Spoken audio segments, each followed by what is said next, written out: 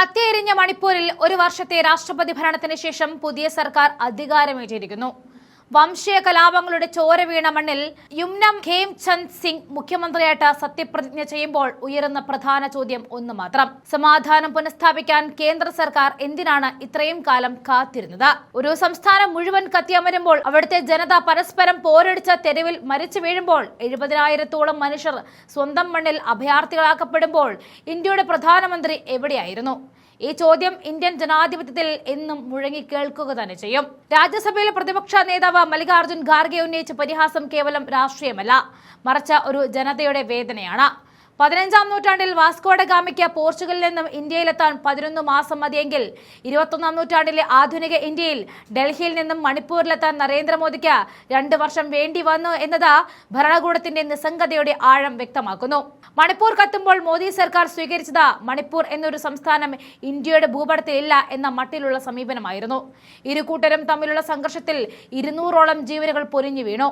മണിപ്പൂരിനെ ഒരു സൈനിക മേഖലയാക്കി മാറ്റുക വഴി സമാധാന ചർച്ചകളെ അടിച്ചമർത്തലായിരുന്നു BJP മുൻഗണന നൽകിയത്.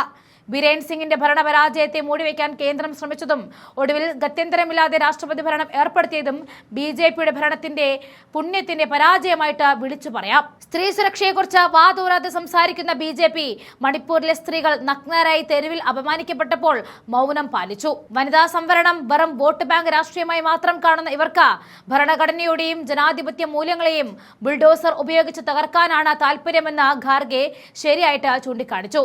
RSSും BJPയും ചേർന്ന് രാജ്യത്തിന്റെ സാമൂഹ്യ ഘടനയെ തകർക്കുമ്പോൾ മണിപ്പൂർ അതിന്റെ വലിയൊരു ഇരയായി മാറി. മേധി വിഭാഗത്തിൽ നിന്നും ഖേംചന്ദ് സിംഗും കുങ്കി വിഭാഗത്തിൽ നിന്നും നെംച കിപ്ജെനും ഭരണ നേതൃത്വത്തിൽ വരുമ്പോൾ അത് കേവലം ഒരു അധികാര വിഭജനമായി മാറരുത്. വിഭാഗീയതയുടെ മതിലുകൾ തകർക്കുവാനുള്ള ആത്മാർത്ഥമായ ശ്രമങ്ങളാണ് നാം അവിടെ ചെയ്യേണ്ടത്. മണിപ്പൂർ കത്തിയെരിഞ്ഞ 2023 മുതൽ 2025 വരെയുള്ള കാലഘട്ടം ഇന്ത്യൻ ജനാധിപത്യത്തിലെ കറുത്ത അധ്യായമാണ്. വിദേശയാത്രകൾക്കും തെരഞ്ഞെടുപ്പ് പ്രചാരണങ്ങൾക്കും സമയം കണ്ടെത്തിയ പ്രധാനമന്ത്രി സ്വന്തം രാജ്യത്തെ ഒരു സംസ്ഥാന വംശഹത്യയുടെ വക്കിലെത്തിയപ്പോൾ പാർലമെന്റിന് പുറത്ത് വെറും 30 സെക്കൻഡ് മാത്രം സംസാരിച്ച് ഒഴിഞ്ഞുമാറി. ഡബിൾ എഞ്ചിൻ സർക്കാർ എന്ന വികസന മുദ്രാവാക്യം മണിപ്പൂരിൽ എത്തുമ്പോൾ ഡബിൾ ദുരന്തമായിട്ട് മാറി. ക്രമസമാധാനം തകർന്നിട്ടും ബിരേൻ സിംഗിനെ സംരക്ഷിക്കാൻ കേന്ദ്രം കാണിച്ച വാശി കലാപം നീണ്ടു നിൽക്കാൻ കാരണമായി. ആഭ്യന്തരമന്ത്രി അമിത്ഷായുടെ സന്ദർശനങ്ങൾ കൊണ്ട് മാത്രം ആറാത്ത കനലുകളാണ് മണിപ്പൂരിൽ ഉണ്ടായിരുന്നത്.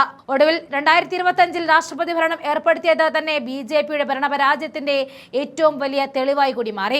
RSSും BJPയും പാറ്റുന്ന വിഭജന രാഷ്ട്രീയം മണിപ്പൂരിനെ രണ്ടായി കീറി മുറിച്ചു. മേത്തേ കുങ്കി വിഭാഗങ്ങൾക്കിടയിൽ നൂറ്റാണ്ടുകളായിരുന്ന സഹവർത്തിത്വം തകർത്ത രാഷ്ട്രീയ നേട്ടങ്ങൾക്ക് വേണ്ടിയാണെന്ന വിമർശനം ശക്തമാണ്. വരാനിരിക്കുന്ന തെരഞ്ഞെടുപ്പിനെ മുൻനിർത്തിയുള്ള രാഷ്ട്രീയ നാടകങ്ങൾക്കപ്പുറം തകർന്നടിഞ്ഞ വിശ്വാസം വീണ്ടെടുക്കാൻ ഈ സർക്കാരിന് കഴിയുമോ എന്നത് ഇനി കണ്ടറിയണം. ചരിത്രം ആരെയും വെറുതെ വിടില്ല. മണിപ്പൂർ കത്തുമ്പോൾ മൗനം പാലിച്ചവർക്കും ജനങ്ങളെ ഭിന്നിപ്പിച്ച് രാഷ്ട്രീയം കളിച്ചവർക്കും കാലം മറുപടി നൽകും. സൈനിക ബൂട്ടുകൾക്കിടയിലല്ല, മറിച്ച് പരസ്പര വിശ്വാസത്തിലൂടെയും ജനാധിപത്യ മൂല്യങ്ങളിലൂടെയുമായിരിക്കണം മണിപ്പൂർ ഇനി ഉയർത്തെഴുന്നേൽക്കേണ്ടത്.